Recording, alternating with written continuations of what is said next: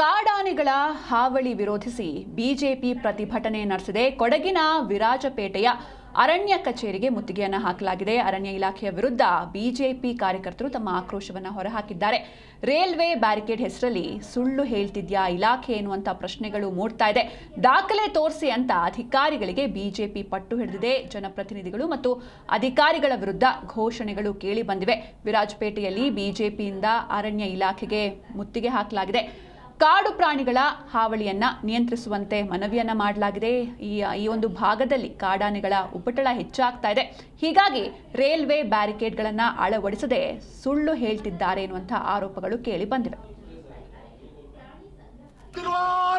ಆನೆಗಳನ್ನು ಸಂರಕ್ಷಿಸಿದ ಅರಣ್ಯ ಇಲಾಖೆಗೆ ಧಿಕ್ಕಾರ, ಧಿಕ್ಕಾರ, ಧಿಕ್ಕಾರ, ಧಿಕ್ಕಾರ, ರಾಜ್ಯ ಸರ್ಕಾರಕ್ಕೆ ಧಿಕ್ಕಾರ, ಧಿಕ್ಕಾರ, ಧಿಕ್ಕಾರ, ಧಿಕ್ಕಾರ, ಧಿಕ್ಕಾರ, ರಾಜ್ಯ ಸರ್ಕಾರಕ್ಕೆ ಧಿಕ್ಕಾರ, ಧಿಕ್ಕಾರ, ಧಿಕ್ಕಾರ, ಅರಣ್ಯ ಸರ್ಕಾರಕ್ಕೆ ಧಿಕ್ಕಾರ. ನಾಡಿನಿಂದ ನಾಡಿಗೆ ಲಗ್ಗೆ ಇಡುತ್ತಿರುವ ಹುಲಿಗಳನ್ನು ಸಂರಕ್ಷಿಸಿದ ಅರಣ್ಯ ಇಲಾಖೆ